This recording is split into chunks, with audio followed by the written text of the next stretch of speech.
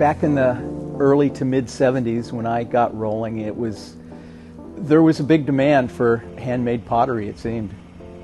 And there were a lot of potters around. We were looking for ways to get materials cheaper. At that point, we were partially mixing our own clay and always looking for better deals. And we ran into George Wright down at the rail yards. We were buying fire clay coming right off the train, and we had a big flatbed, and George was down there buying clay, and he said, "Hey, there's this new thing coming around, the Potters Collective. We're going to get materials cheap." So we immediately joined. And it came about because, as I understand it, in 1980, there were two clay suppliers in town, and one of them burned down. They're in 1979. And the other one promptly started raising prices on everything. So Potters, being a bunch of penny pinchers, necessarily, decided to start pooling resources and buying cooperatively. Bert McDowell was a physician. He was there at the beginning. So he did have an interest in ceramics, but I don't know too much about that. Tom and Ellen Currans were husband and wife. Ellen was the potter, and she was doing a line of functional pottery. And Tom wasn't a potter, but he had a truck, and he was supporting Ellen, and he was key to our purchases. We had an old truck that we'd bought when we moved up here, that old green truck, which is now orange, but there's a picture of it down there on the wall in the living room. Tom volunteered, actually, to drive in once a month and pick up an order of anything that we could get at 2 or 3 different places. And he'd arrive before the meetings on Friday night, and people who had ordered things and had sent in their money, they would show up then before the meeting down at the studio at Arts and Crafts and collect their stuff. When I first became aware of the co-op, I was a work-study student at Oregon School of Arts and Crafts, and this old truck would show up loaded with dry materials, bags of dry materials, and all these kind of dusty-looking people would show up and unload the dry materials, and they were having a great time together.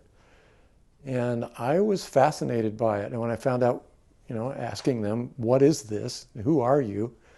And of course they told me all about it and said I ought to join.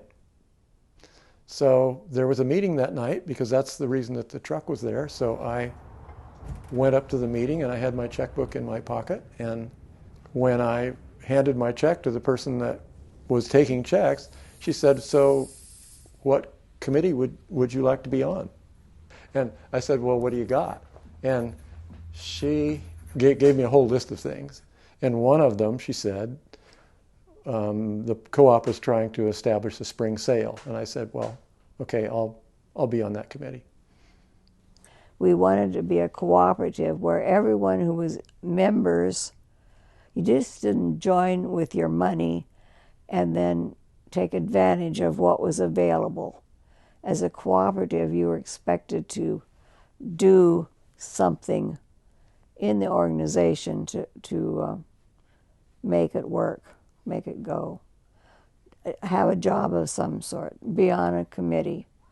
And Ellen produced early on this newsletter every month that had technical tips and things for people to learn and interviews with people about techniques. And she was just a resource of so many pieces of information and just a wealth of wisdom that from the beginning, she was sort of the backbone or mother of our organization. There was a suggestion that we do a cooperative sale. In making our plans, we decided that spring, just before Mother's Day was a good time to have pottery for sale for people to buy for their mothers and their families. And also, it was far enough from Christmas that people were kind of, they were over the big thing buying for Christmas. We weren't competing with Christmas presents. We established the name before that first show. There were a bunch of names that were suggested. Ceramic Showcase was the one that won the vote. Then a venue was chosen, which was the Miller Hall at the Western Forestry Center, which is now the World Forestry Center. And a date was chosen, which was the weekend before Mother's Day in 1983. That put a little pressure on us to get it together and make it happen. So Ellen Currans was bringing the sales method that Local 14 was using. Local 14 was an all-women's show that happened every fall. And I don't know who was doing publicity, and I said I would handle the building part of it, and I would draw the floor plan. And that was an adventure, putting square booths into basically a round building. There was a gallery that very first year, but it was so small, it was like it wasn't even there. But there was a best of show piece chosen by Rory, and that was the first time that OPA had bought a piece. Since the Renaissance, there's been a collection, a worldwide community collection of statements of value and who that culture is. And I looked at the co-op and said, what we're doing here is important. We need to make a statement to say what we're doing has value. And how do you do that? You set work aside and you dedicate it to the public. And so Rory's pot was the best of the show. That was the first one that we had made the decision as a cooperative to start the permanent collection. I was very surprised and happy, because there are lots of nice works. And of course, we all voted. So that was very encouraging. And that's the kind of piece I was kind of not only showing, but I was doing lots of alteration of the forms and also adding some hand building. So it's almost like my starting point of my evolution of my work type of thing. So I think that was very encouraging for me. I'm very thankful for people who voted for me. The award was, it becomes part of the OPA collection. So mine was the first collection of OPA, and now it's at the Harry Ford Museum of Willamette University. The show was very much thrown together, and it came off. And we grossed all of $12,000, something like that, which was impressive. Most of the sales were cash. People were just starting to use credit cards. One year, a bunch of cash was in a paper bag, and somebody put it in the trash, and we lost a certain amount, which was quite shocking. And we hand carried the cash to the bank, and there was only one potter who happened to have a gun license, and he was the one that took it. But he took it in a paper bag so it wouldn't look like what it was. And that was, and the people now who are in the show probably have no idea what it was like before all the computerized stuff that we have now. The whole thing was fun, and so we decided we'd try it again the following year. So after the second year, the showcase's second year, which didn't do quite as well as the first year. The energy level dropped, and a lot of people said, well, they were right when they said an all-clay show wasn't going to work. I guess there were a group of about a half a dozen of us standing around after the building was all cleaned out, and we said, let's try one more time. I mean, you can't create a following that quickly. It takes time to create a following for something like this. Let's try it one more time, and let's buy advertising, which we hadn't done. There was a lot of energy devoted to not doing that, to just doing press releases and all that kind of stuff. And then later, I was talked into being president. I was determined that we were going to buy ads, but everybody on the board said, well, no, we don't have any money. We can't do that. So I couldn't get the board to budge, and I hadn't read the bylaws. And I called the treasurer, and I said, so how much money do we have?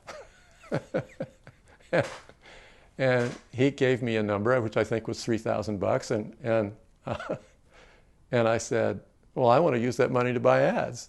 And he said, well, okay. So we bought advertisements in the Oregonian and Willamette Week, and when those doors opened, there were lots of people that came in that show, and our sales almost tripled. And then the show was off to the races.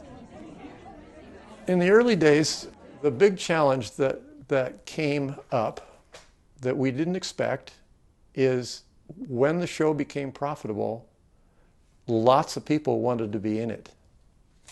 And we didn't have room for lots of people. So then we had to have another venue.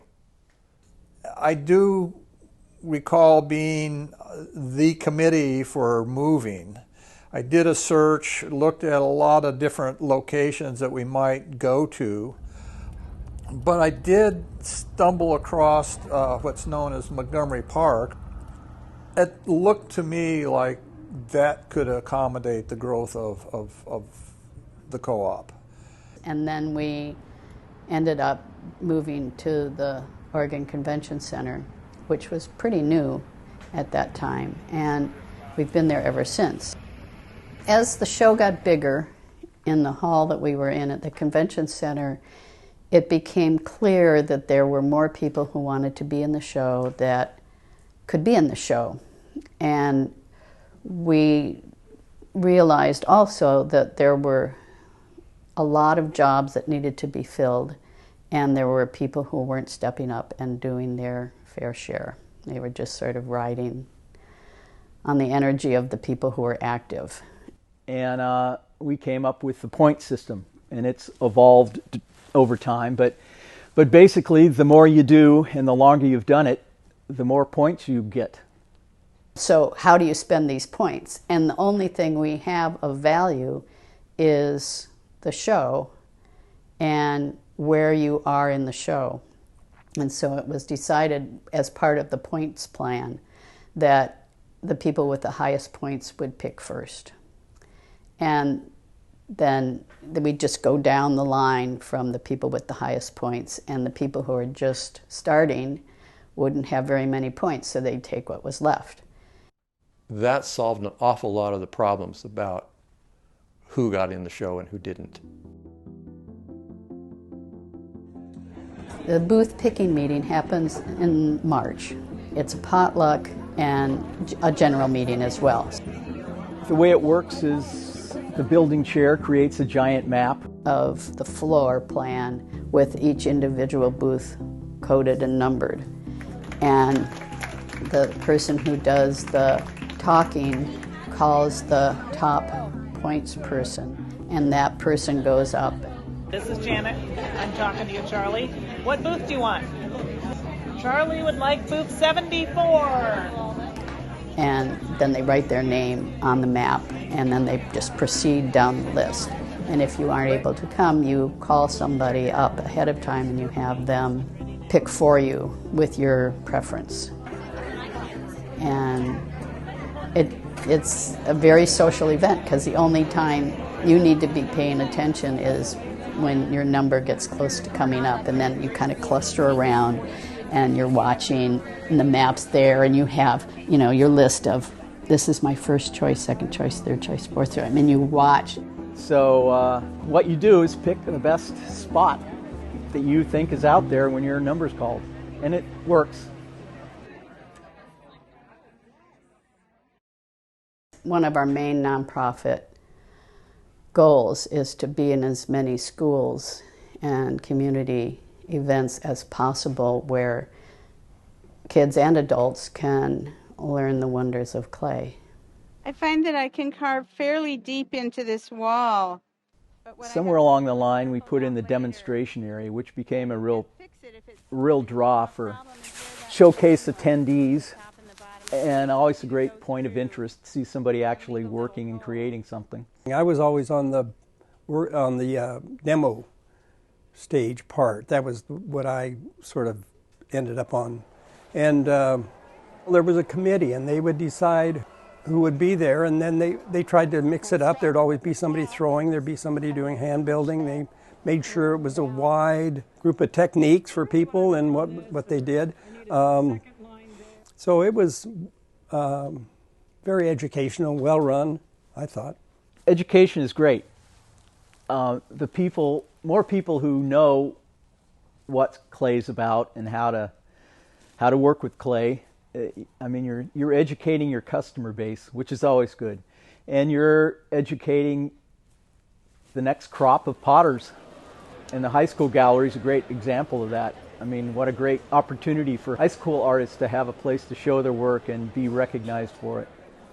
And so 10 to 12 high schools would submit their best work from their students, and the OPA members would vote on the quality pieces. And we started out funding a $1,000 scholarship to one student. And our grand prize winner for the $1,000 scholarship is Kana Smith, Crescent City High School, the Singing Armadillo. And we formed this clay and education arm of OPA where we would have money donated by the public when they would buy pots at Showcase that was in the installation, and the installations would have a theme every year that was different. And with that money, we paid the full salary of a potter to go in for up to a week or two to work with different classrooms on a project. Ceramic Showcase is a fabulous show. It's a great opportunity for people to network and to meet people, as well as for sales and to give information through demos and just talking to people. It's a fabulous show. What makes Showcase successful is that it's free and open to the public, and that was really important to all of us at the beginning, that we not charge for people coming. And I think that's a good decision, because then you can just come and look, you can come and play with clay. And the fact that anybody can be in the show, makes it very egalitarian. And I think the atmosphere of the potters enjoying being together helps create a nice atmosphere, because we're having fun. And most of us who sell in galleries don't get to meet the public except for at openings. And then if they buy something from you, they've had a chance to meet you and hear your story and hear about what is behind the work that they're buying. And that's just a great thing.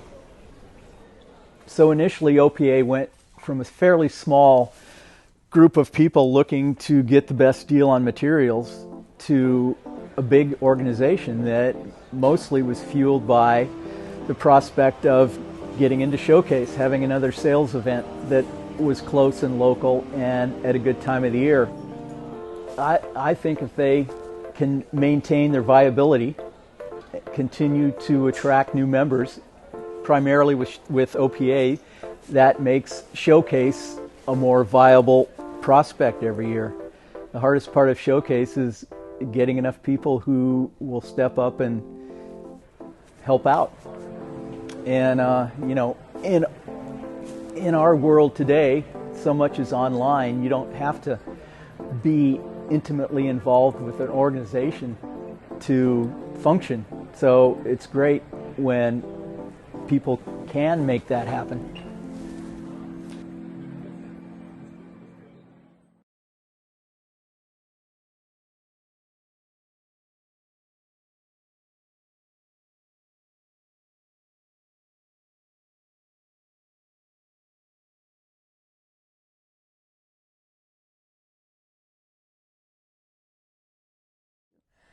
My name is Ellen Currans.